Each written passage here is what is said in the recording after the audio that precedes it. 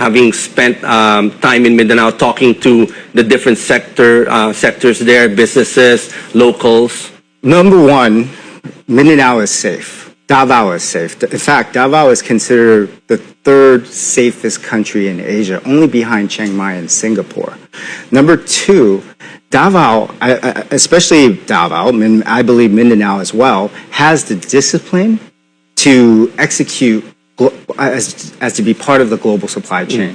I've talked to global manufacturers there and they testify to that. But the biggest sign to me is when you go around Davao, the streets are clean. Not even a cigarette butt on the streets. Totoo yan mga kababayan, the Davao is clean. Yan po talaga ang isa sa ikinamangha ng mga turista at mga bisita. Panoorin po natin tong video na ito. VP Sara handa ng palitan or pumalit dito kay Marcos Jr. Kung dati no comment, ngayon diretsang sinabi ni VP Sara Duterte na handa siyang pumalit kay Pangulong Bongbong Marcos kung kakailanganin. Live mula sa Davao City, nangunguna sa balita, si News 5 Mindanao correspondent Bril Montalvo. Bril, kung dati no comment, ngayon diretsang sinabi ni VP Sara Duterte na handa siyang pumalit kay Pangulong Bongbong Marcos kung kakailanganin.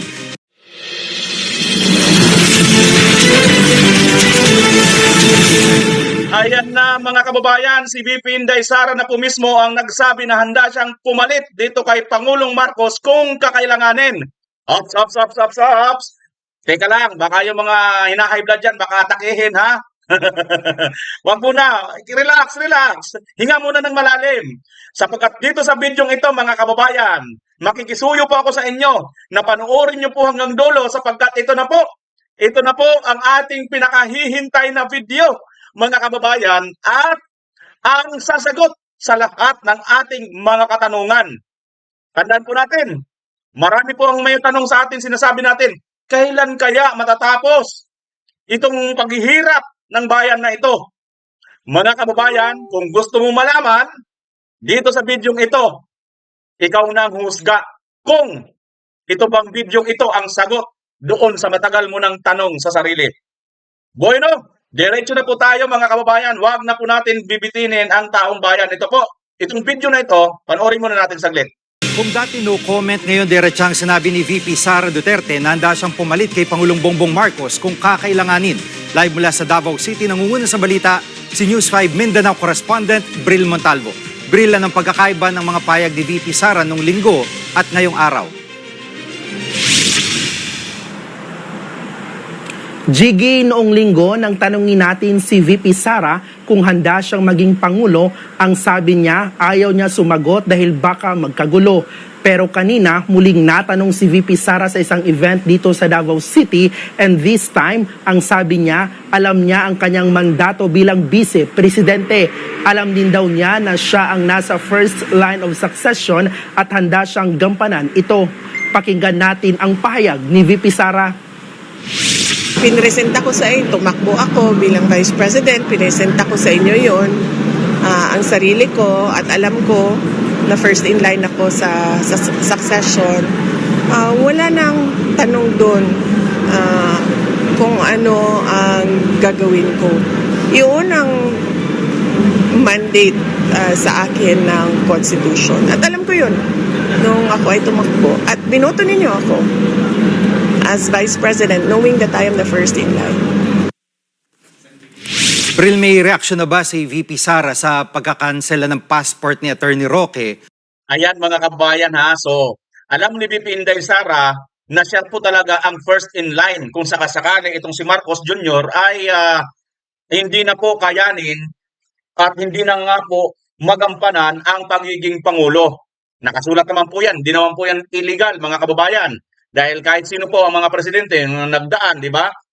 Nung namatay itong si Magsaysay, di ba? Pinalitan po siya ng Vice President. Ganun po ang ano sa atin. So ngayon, si VP Sara, siya po ang first in line of succession, no? So, Bimar, bakit ang tagal na ng video na yan eh? Ano bang connection niyan dun sa sinasabi mo kanina na video? Or sinasabi mo na ito yung dapat natin panoorin dahil mukhang ito na ang sagot sa matagal na nating mga katanungan. Bibitinin ko lang kayo muna ng konti mga kababayan ha. Panoorin nyo muna ito kung bakit kailangan si VP Inday Sara at bakit sinasabi natin na si VP Inday Sara na ito na yung sagot. Ano ho? sa ating mga katanungan. Panoorin muna natin ang buo itong video na ito dahil napakalaki po ng mapupulot nating aral dito. But what surprised you the most, having spent time in Mindanao talking to the different sectors there, businesses, locals?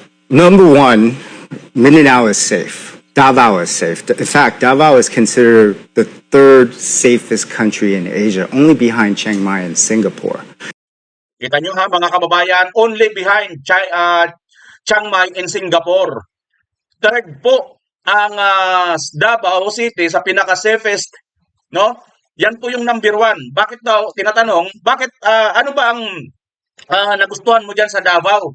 Bakit parang dyan kayo naglalagi sa Davao? Ang sagot niya, kasi yung Davao, number one, peaceful. Peaceful city in the world, no? In Asia pala, no? Number 3 na nga sila sa pinaka-peaceful. Ano pa? Tuloy natin.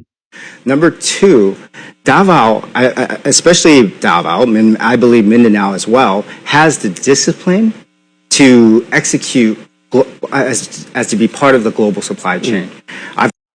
Kita nyo mga kababayan, ako po ay saksi nito. Kamukha ng sinasabi niyang peaceful, talagang napakatahimik po talaga. Namangha talaga ako sa kauna-unahang pagdating ko ng Davao. Hindi ito dahil lang sa supporter ako kasi namangha rin ako sa Baguio mga kababayan dahil nagustuhan ko rin yung first time nakapunta ko ng Baguio. Una, napakalamig ng klima at yung taxi driver, katulad sa Davao, hindi nagtataga ng mga pasahero.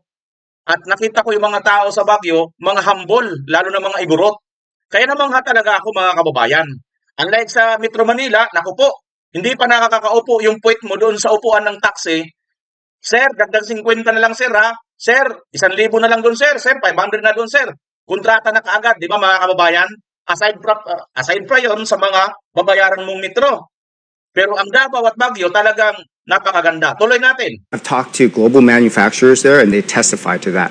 But the biggest sign to me is when you go around Davao, the streets are clean. Not even a cigarette butt on the streets. So do you think it's part of the misconception that the world still have about the Philippines, looking outside of Metro Manila, not just focused here in Metro Manila on the businesses, but when you look outside, like Mindanao, people are still hesitant because of that kind of misconception. Do you see that? That misconception has a huge impact on foreign direct investment. Even plays into a part why the region gets underfunded. Mindanao has more than 25% of the population, yet it only gets about 12 to 16% of the national budget. So all these factors play a huge impact of why it's underfunded and why there's a lack of infrastructure there. But what surprised Yon mga kababayan, itong nangyayari sa Davao, sa Mindanao ay bagamat lack of funded yung Mindanao, yung lugar na yan, pero ito pong Davao ay kakaiba. Tumatayo po sa sarili nilang paa. At hindi lang yan mga kababayan, kundi disiplinado, kahit daw isang upos ng sigarilyo, wala kang makikita. Isa po yan sa napakakamangha-mangha kasi matatandaan natin ang ating mga kababayan, kahit saan-saan lang po magtatapon ng kanilang mga upos ng sigarilyo at kanilang mga Kaya nga kanina sa live natin, sa vlog natin kanina, di ba? Mayroon akong suggestion Kung ako lang ang di ba? Ako yung magmapa, mag-arkitekto ng arkitekto. May katukto. I mean, yung ako yung mag-drawing ng gagawin dyan, ganun talaga Lalagyan ko talaga ng flood control na, highway pa, plus ang ilog, mapapalinis pa, mapapaganda pa, plus lalagyan ko ng batas na pag mayroon magtapon ng upos, kahit or kahit isang supot man lang ng candy, 1 linggong kulong. Di ba? Sino ang sang-ayon doon mga kababayan? May nag-comment pa kanina, may mga sumang-ayon ba sa aking suggestions kung anon? So dito sa Davao mga kababayan, ay halos natutugunan ng isang Davao City ang mga kinakailangan sa isang lugar. Dahil po yan sa mga Duterte. Dahil ang mga Duterte lang naman po ang nakapagpatino. Dati ang Davao po mga kababayan ay talaga naman isa yung lugar na magulo, ang kriminalidad napakataas. Pero nang dumating ang Duterte, naging payapa, naging asinsado po ang Davao City. At ngayon nga, Ang daming record na nakukuha ng Davao City, mga kababayan. Ayan yung walang utang.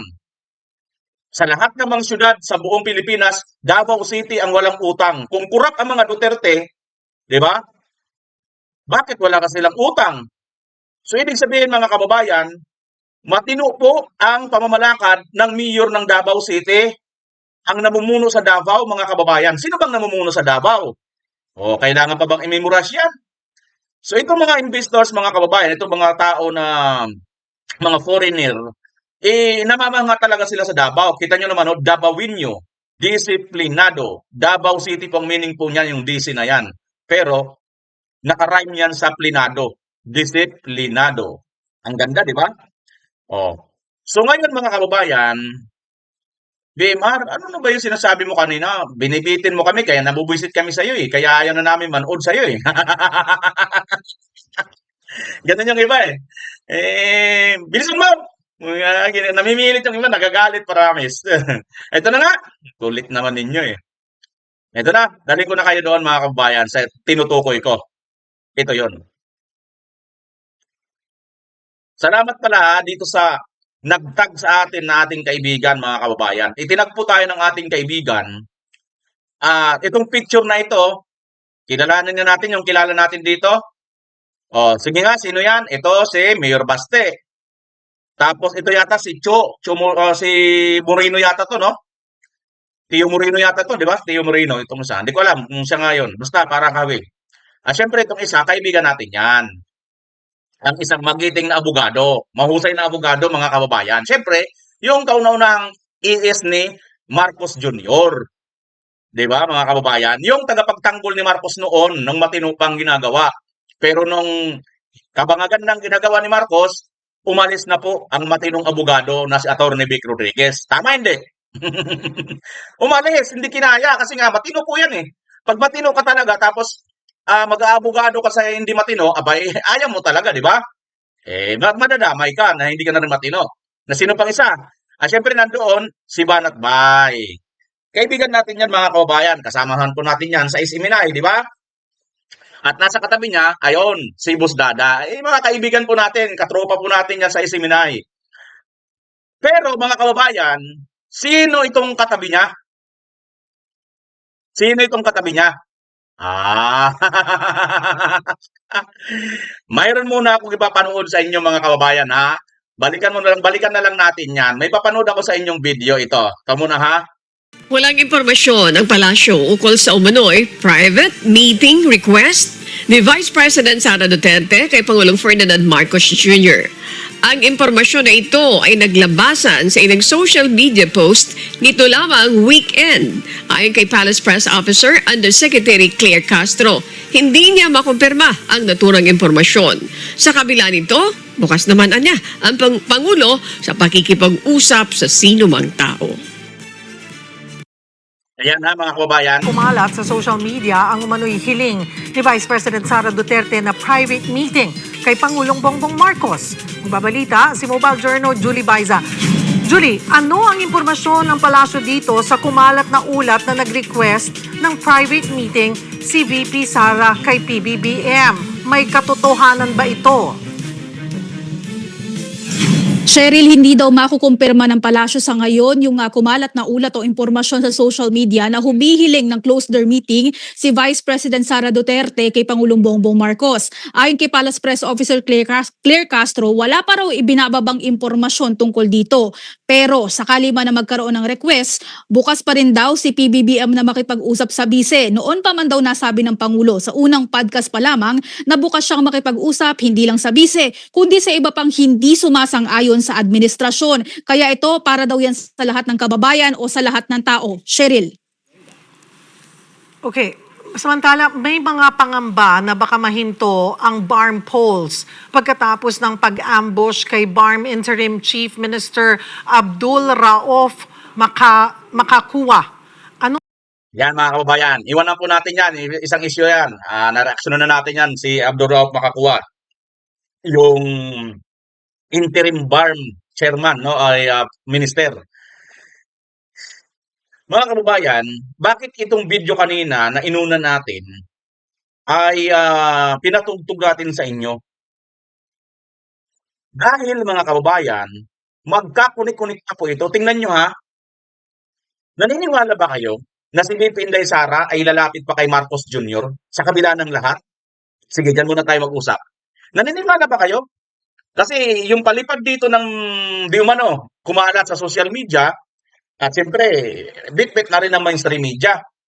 Sa tingin nyo talaga, si Vice President Inday Sara Duterte, ang parang siya pa yung interesado para makipag-usap dito kay Marcos despite the fact na itong si Marcos Jr., si BBM, ang nagpakidnap sa kanyang ama. Kasi nga, kung ikaw ngayon si VP Inday Sara, gugustuhin mo pa ba makipag-usap sa isang tao na pinaniniwalaan mong dahilan kung bakit ngayon ang iyong ama ay naghihirap doon sa ibang bansa? Sa tingin mo? Di ba mga kababayan, that is the lots of an illogical. Wala po sa logic na para bagang dating nitong balita na ito na pinakalat ng mga social media di umano, pero pick up naman kaagad ng mainstream media, parang ang dating nito, parang nagmamakaawa si Vice President Inday Sara Duterte dito kay Marcos Jr. Eto na mga kababayan, puntahan na natin yung ating main event. Itong picture na ito mga kababayan ay hindi lang po ito basta-basta picture. Salamat dito sa ating kaibigan na itinagpo tayo, nakita natin ito. Salamat sa iyo, Brad. Si Fukato, maraming salamat sa iyo, Brad. Buti na lang may mga kaibigan tayo na mabilis tayong tinatag, no? Kasi mga importante po ito eh. Alam nyo mga kababayan, ako rin, na down na rin ako. Pero maniwala kayo, pagkatapos mo nitong video na ito, malamang sa malamang, ma-uplift tayo. Maano tayo, yung bang parang matatanggalan tayo ng tinik sa ating gusta, sa pakiramdam. Ito yan. Itong mamang ito, itong katabi ni Mayor Baste, basahin po natin ang caption. May kinakabahan sa Malacanang. Yan po yung caption niyan ha. Ang ganda ng title nito, may kinakabahan sa Malacanang. Bakit? Ito tuloy natin. Mr. Mark Saavedra, the head of political affairs at tandaan niyo mga kababayan, head of the political affairs at the US Embassy. Taran is seated beside Mayor Basti Duterte during the 2026 Kadayawan Festival. Ayan na, mga kababayan. Ay, sino daw ito? Mamang ito? Nakatabi ni Mayor Baste? Ito daw po ay si Mr. Mark Saavedra na isa daw pong head of political affairs at the US Embassy. Sa malit sabi, ito pala ay ang kanang kamay ni Lolo Uncle Trump. Bahala na kayo kung anong tawag niyo kay Trump. Lamang lang naman sa akin ng mga 3 milyon kalahati na paligo yan si Uncle Trump sa akin eh.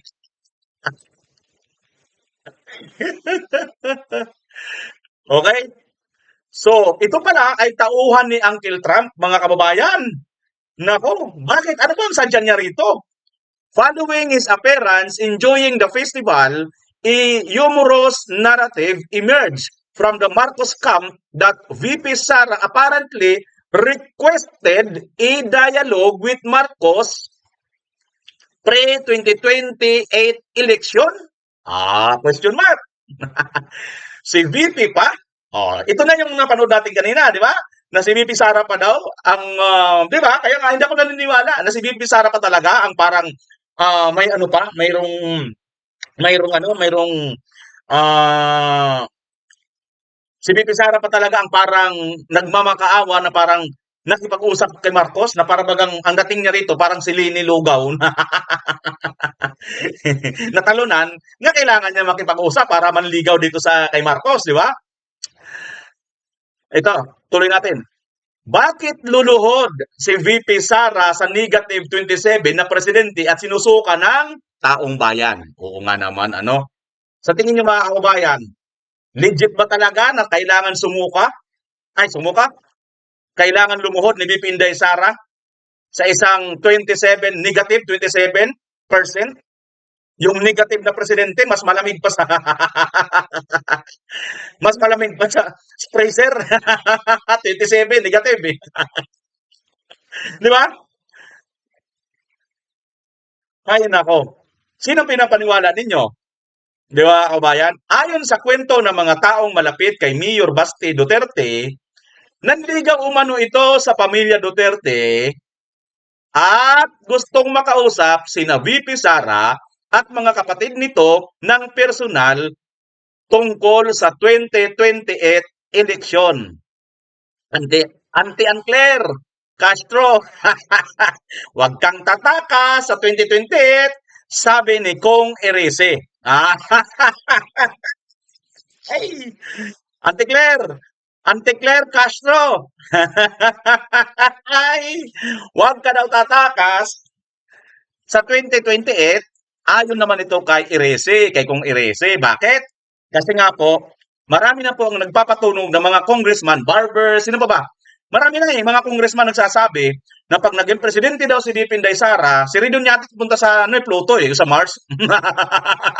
Babalik si Cookie doon sa kanyang pinanggalingang ibang planeta, no? Takot na ito at nanginginig na mga itlog. Ngayon mga kababayan, balik tayo sa topic. Kung ganon BMR, ha? Ano ang ibig sabihin nito? Aba, nanliligaw na pala si Uncle Trump dito kay Vice President Inday Sara Duterte. At sa tingin ko mga kababayan, itong si Lolo Uncle Trump natin, hindi naman po ito bobo, tanga, at bulag, at bingi, na hindi niya alam at hindi niya nakikita ang taong bayan mula sa poll, si VP Inday Sara, hindi po bumaba ang ratings. Bagkos, patuloy pa pong tumataas despite na kabi-kabila, nagsama po ang pink lawan at pulahan, pink tae, dilawang tae, di ba? Nagsama po yan sa mga kakamputa at saka sa mga bubunista at pangadista. Nagsama-sama itong mga ito, mga kababayan, para sirain ang reputasyon, i-trial by publicity si VP Inday Sara, pati mga MPing terorista, mga kababayan, naging kakampi na nila. Di ba? Nagsama talaga yung mga kawatan, mga magnanakaw, mga buhaya. Nagsama-sama sila lahat. Pati yung mga tandang gurang na mga politiko, lalo na sa Senado, hindi ko naman sinasabi kung sino ha. Total, dami naman mga tandang gurang na dyan. Wala namang silbi, di ba? Mga inutil. Mayroong malaking pag-uusap sa flood control pero andun sila sa impeachment. Itong mga tulpo, ang babata pa naman, pero pang-barangay, pang-marites lang naman ang alam. Ayaw naman, natakot naman pagdating sa mga issue ng flood control. Bakit? Kasi pala yun. Di ba, may reaksyonan din tayo. Mayroon din palang sabit ito yung mga ito. Anak ng patin talaga, oo. Kaya pala mga kababayan, ang style nitong mga ito, palipad hangin. Pag si Inday Sara na ang maging presidente, lalayas kami sa Pilipinas, aalis kami. Hoy, huwag kayong aalis. Dahil kailangan yung panagutan ang ginawa niyong pagnanakaw sa bayan. Walang aalis. Oh, takot ba kayo? Makulong? Hindi nga natakot si Marcolitang nakulong na wala namang kasalanan, di ba? Nakulong nga yung mga walang kasalanan eh. Hindi naman sila nabanggit sa malita, pero nakulong sila. Kayo nabanggit kayo sa malita, tatakas kayo? Hindi po pwede yun. Ayan ang sinasabi natin mga kababayan. Alam niyo kung bakit? Ito yan. Ako kasi alalahanin ko. Pansinin natin ha, nagiging puzzle talaga sa utak ko. Ako kasi mga kababayan, at saka sa iba pang mga kasama nating vlogger, alam naman po natin na minsan sa isang panahon, nakasama po natin si Tatay Digong. At ramdam ko po yung bigat ng sitwasyon noong mga panahon na kung paano kami ginipit sa Dumaguete, sa Cebu, sa Tagum, sa Tacloban lalo na.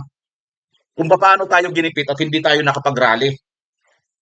Mga kababayan. Di ba? Diyan din sa Bastos Bulacan na yan. O, yan na. O, yung Bastos Bulacan ba, hindi ba yan ngayon? Hindi ba yan din binabaha? O, mirisi sa inyo dyan. Sorry ha. Sorry sa mga matitinong taga Bulacan na taga Bustos.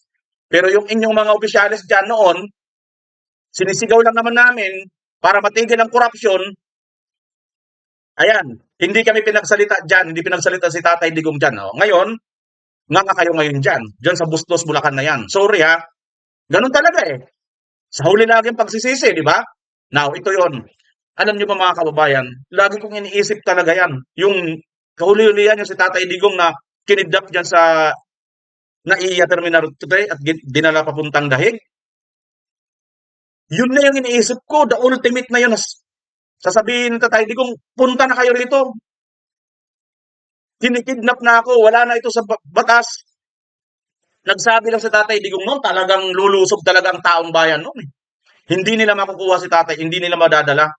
Dadanap din naman ng ano doon, di ba? Doon ako napaisip mga kababayan. Tapos pagpunta ko doon sa Gitwa, nandoon si BP Inday Sara. Ang kawawang BP Inday Sara, ang anak. Kahit Vice President, ikalawa sa pinakamataas sa Pilipinas.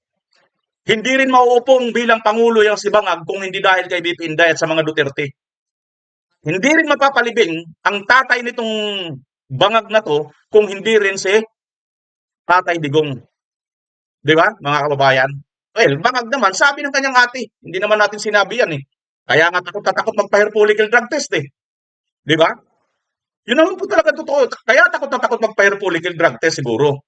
No? Kasi, anong makikita ba pagka nagpa-hair follicle drug test? Kung walang nakikita dyan, illegal na droga, katakot, di ba? Ngayon mga kababayan, ito na. Bakit ito isinishare sa inyo? Kasi ganito yan. Pansinin ninyo, napakarami na ng rally ng ganap. Kahit sa grupo ni Pastor Kibuloy ng KOGC, Seminay, inapi na sila ng todo. Ganon din si BP Inday Sara, inapi na rin. Pero wala pa tayong narinig sa kanila. Na lumusob na tayo, lumaban tayo, pumunta tayo sa ganito. Walang ganon. Walang ganon tayo narinig sa mga leader na ito. Bakit? Ito nga lang yung Marcolita ngayon latest, di ba? Wala nang nagano eh. Bago sumurrender si Senator Marcolita, nagkaroon ng rally biglaan. Pero mula noon, wala na. Nangangantsaw nga yung ibang mga vlogger, di ba? Sinasabi nila, ayan na, wala naman pala nagawa ang ano eh. Malaking reliyon ng Iglesia ni Cristo, di ba? May mga ganun mga kababayan. Kinakantsawan nila. Ang iniisip ko talaga noon mga kababayan, kasi pagka nag-rally tayo dyan, tapos mayroong maglagay or magtanim gulo itong kampo, palibasa Bangag, mga kababayan, mabilis pa sa alas 4, ibababa niya yung martial law.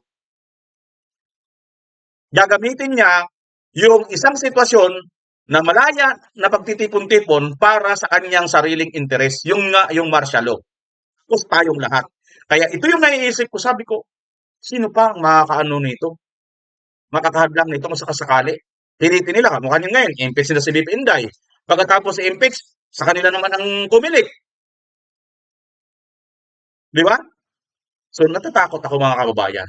Pero itong picture na ito yung sumagot sa aking nasa loob-loob ko sa puso ko mga kababayan. Kasi iniisip ko, balikan natin tong picture na tong caption. Sinasabi dito, Mr. Mark Saavedra, the head of political affairs at the U.S. Embassy, is seated beside Mayor Basti Duterte during the 2026 Kadayawan Festival.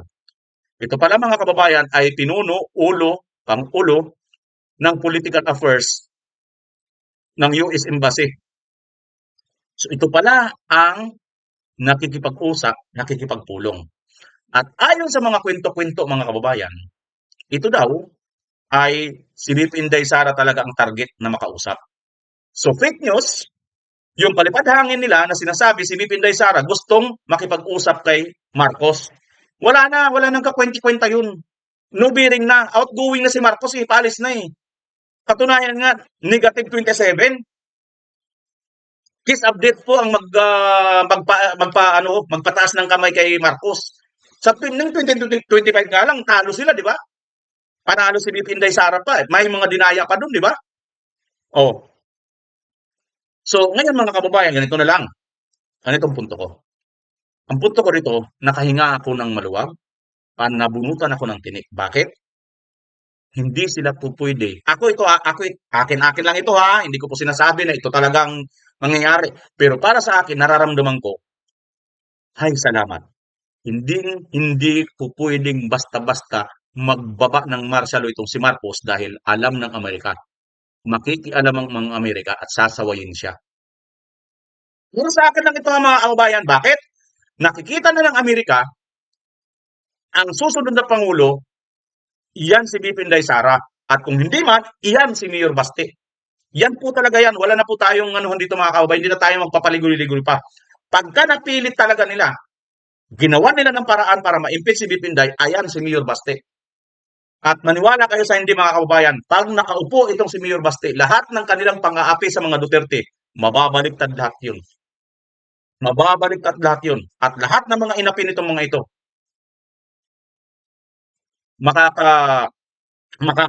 makakakuha ng hustisya. Katulad ng Senator Marcolita, hindi naman po siya talaga, wala naman talaga siyang kaso, di ba? Anong ginawa nila? Pinilit nilang taniman ng kaso. Well, opinion ko lang yan ha. Kasi ayon sa Comelec din naman eh. Wala siyang kaso sa Comelec eh. Yun ang pinagbasihan nila. Now, mga kababayan, ano pa? Nakikipag-usap ba ito? Alam naman po natin, magbukas po kayo ng history. Ang Amerika po, lagi lang po yan nakatuon kung ano ang pansariling interes ng Amerika. Kaya ngayon sa si Trump eh, America is for America, for American lang. Di ba? Tama, hindi. Kaya nga mayroong kampanya yun, MAGA eh.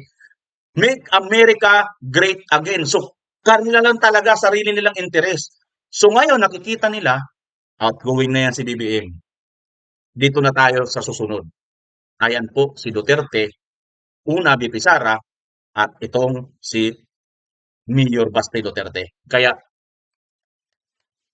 kampante na po ako mga kababayan dahil nakita ko po itong picture na ito. At hindi lang picture, ito, yung nakikita nyo doon, si Banat Bay. Ito, nakita natin ang video niya. Boss Banat Bay, isi-share ko yung video mo kasi talagang kayo ang nandyan eh. Ang ganda po nito. Ito mga kababayan, si Banat Bay. Yan. Kita niyo yan? Yan. Kita niyo yan? Ito yung Kadayawan. Nandyan ako sa likod, nakikita nyo. Kumakain ng hamburger. Kasi nambigay ng hamburger. Sa likod kami ni Bastian dito sa bandang kanan. Etong nasa kanan niya, hindi ho yan ordinaryong tao. Para ho sa kaalaman ninyo.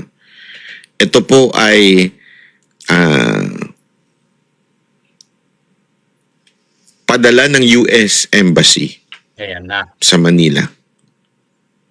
Yan ang kanilang political affairs officer. Political affairs.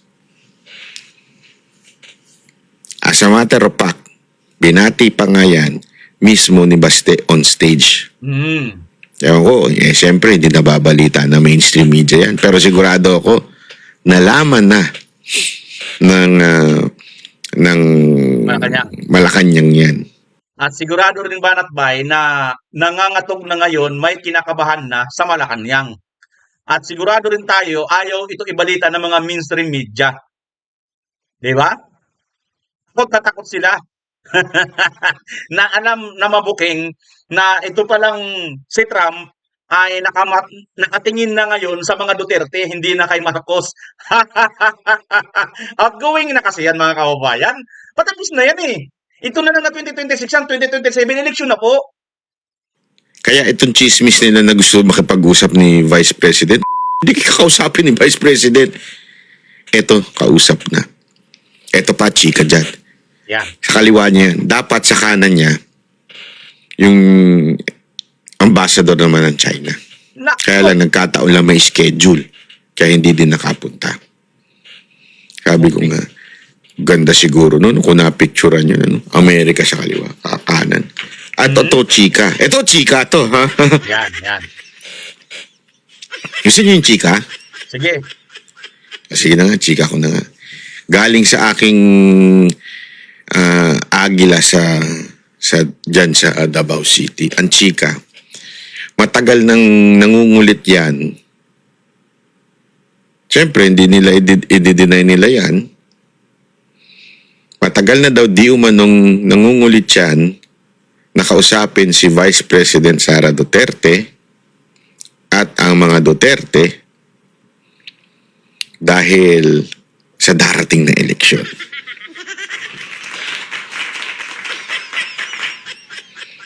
Kaya alam mo, alam ng Malacanang na it's finish. Sabi nga, finish na. Yan ang totoo. Finish na. Eh, kung ayaw nyo maniwala sa akin, let's see. Time will tell. No? Basta yun na lang. At yan po ay ang kanilang, imaginein mo, political affair ka ng US Embassy, pupunta ka ng Davao. Diba? Ay alam naman natin, ang ibinibintang nila sa mga Duterte ay pro-China. Di ba? Pero bakit na nandyan? At tila di umano nanliligaw na. Ang balita nga, ang gusto pa talaga nila makausap is mismong si Vice President Sara at syempre to si Baste dahil alam naman natin na pag si Vice President Sara Duterte ang na-impeach, malamang sa malamang ang itutulak ng taong bayan ay si Baste Duterte. Correct. At alam nyo ba, ito, isa pang chika to. Sige. Merong isang survey, kasi may isang survey, may lumabas na survey na hindi kumpleto yun. Okay? May iba pang survey. May lumabas na survey, inilagay Leni Robredo and si Raffy Tulfo head-on with VP Sara Duterte and Amy Marcos. Lumamang dito si Leni Robredo. Bakit? Kasi ayaw naman na ng tao kay Amy. Correct mga kababayan. At isa pa, dadagdagan ko lang kay Boss Banat Bay ha. Yan kasi gusto nilang bigyan ng portrait na, ayan ha, malakas pala itong si Leni at may kakayahan palang talunin ang Duterte. Galing di ba?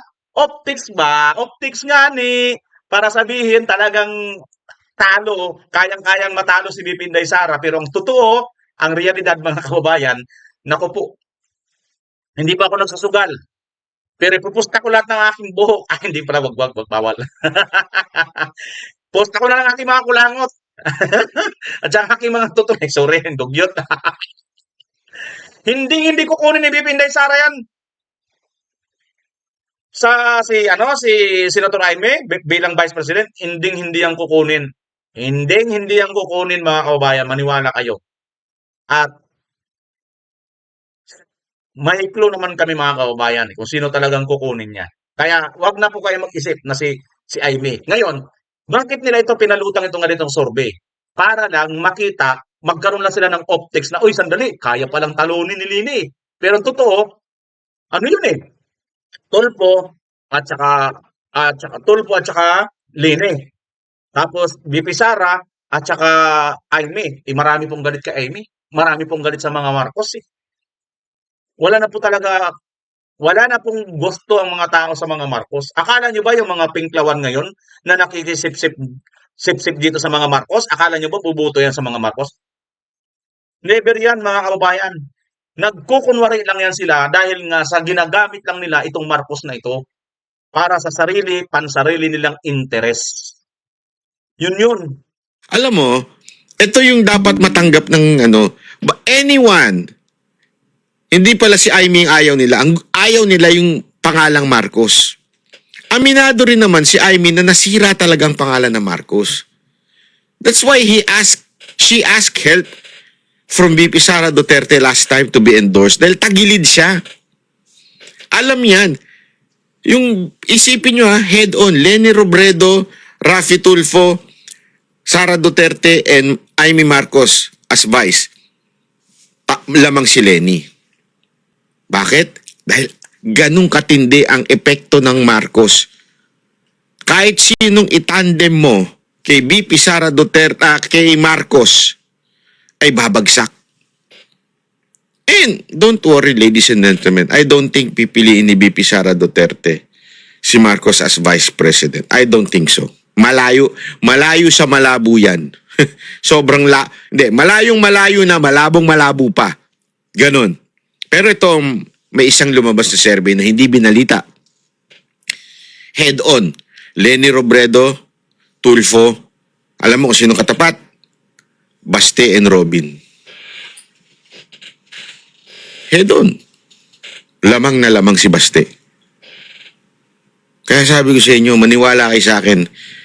Para sa akin maganda ang tandem Baste at saka Robin. Parehong makamasa, parehong may Duterte brand. Pareho ito yung kung gusto niyo na talagang revolutionary kind of thinker na leader, yung ala Lee Kuan Yew, alam mo yun, kasi ang Pilipinas, hindi pa pwede yung mahinang nilalang katulad ni BBM. Alam mo, magpangalan kayo ng mga presidente, mga leader na namuno sa Pilipinas na inuuna yung pag-iinarte, inuuna yung pagiging professionalism, inuuna yung pagiging statesman. Ano nangyayari? Wala. May nangyari nung magkaroon tayo ng presidente nagbumura. Kaya kailangan natin ng ganun eh. Ang Pilipinas, kakaiba na ho. Yan. Kita niya? Ayan mga kababayan. So, salamat Boss Banat Bay ha. Huwag mo akong kaka-copyright ha. Balik lang natin dito. Ayan yung mga kababayan. So, ito po ay maliwanag ngayon. Alam nyo, nakahinga na po ako ng maluwag. Ang alalahanin ko lang naman po talaga ay ito pong Amerika. Bakit? Kasi nga po, itong Marcos na ito ay ginagawa po ang lahat. Binenta na nga po yung gold reserve ng Pilipinas eh. Sa history, sa kasaysayan po ng Pilipinas or sa buong mundo ata, itong Marcos administration lang ang nagbenta ng pinakamaraming gold reserve ng bansa. Ginagawa po niyang lahat. At ang tanong, nasaan na yung pinagbintahan na yun ng gold? Ang problema nga sino ba ang bumili din ng gold natin? Hindi rin alam, di ba? Napansin niyo ba yung mga kababayan? Malay natin kung pinamigay ito. Malay natin kung niregalo ito kung kanino. Tingnan nyo nga yung Maharlika Investment Fund. Natatandaan nyo pa yun? 500 billion. Kalahating trilyon yun, mga kababayan. Inapura nila yun na ipasa. Tinawag nga yun, mga kababayan, na ni-railroad nila. Ano ibig sabihin pag sinabing railroad? Ibig sabihin, walang traffic, dire-diretso. Di ba ganun yung release ng train? Hihinto yung mga sasakyan pero yung train diretso lang. Kasi may sarili siyang daan. Kaya ang tinatawag dyan, railroad. Yun ang punto dyan. Despite na ni-railroad nila ito, wala pala silang pinagdalan dito. At nasaan na itong pera na 500 billion na pera ng bayan? Hindi na natin nakikita, hindi na nila binabalita kung may na-invest na ba ito. Matatapos na si Marcos. Meron pa, yung 203 billion estate tax na ito'y binulugar ni Mayor Isko Moreno noon ng kampanya noong 2022 na hindi pa rin binabayaran ni Marcos Jr. 203 billion estate tax. Speaking of 203 billion estate tax, mga kababayan, may nakita na akong video. Abangan nyo bukas yan, i-upload ko. Alam nyo mga kababayan, naku po, ano nang nangyari doon sa 203 billion na utang ni Marcos, estate tax, na hindi pa niya binabayaran, na mayroon na po yung verdict sa Korte Suprema, final and executory. Nakipagdebate pa nga ako dyan nun, mga kababayan, sa mga bangag vlogger eh. Nakipagdebate pa ako nun dyan. Kala mo, kayayabang, kay tatalino, di ba? Pero nang hinanapan ko sila ng mga kababayan eh. Bago-bago lang ako ng political vlogger, mga kababayan ha. Pero hindi sila umubra. Hindi akong nagyayabang. Kasi nandoon eh. Final and executory na. Supreme Court na yun. Sino pa ba ang pinakamataas na magano? Wala na. Kaya ang isang susunod na mangyari doon, dapat bayaran na ni Marcos. Pero hanggang ngayon, hindi pa rin po binabayaran ni Marcos. Nasaan yung mga pera na yun? 203 billion. 500 billion sa Maharlika Investment Fund. Ilang billion? 100 billion mahigit? 129 billion or kulang-kulang 200 billion? Binulgar ni Tatay Digong, di ba? Yung gold reserve na binenta ni Marcos. Yung mga tanong nga dyan, bininta ni Marcos, nasaan yung pera? Sino ang bumili ng gold? Saan in-invest yung pera? Wala, di ba? Walang sinasabi kung nasaan eh. Yung binenta rin, yung NAIA ba yun, mga kababayan? Ito lang, lately lang. Di ba may binenta rin NAIA? Oh, saan ang pera? Hindi rin natin naramdaman. Kanino napunta yun? Yung PhilHealth, na hindi na pera po yun ng gobyerno yun, pera na po yun ng tao. Tayo na nagbabayad sa PhilHealth. Pera na natin yun. Wala nang pakialam ang gobyerno ron, hindi yung tax. Pera mo yun. Ikaw na nagbabayad sa PhilHealth dahil sa inaanto mo,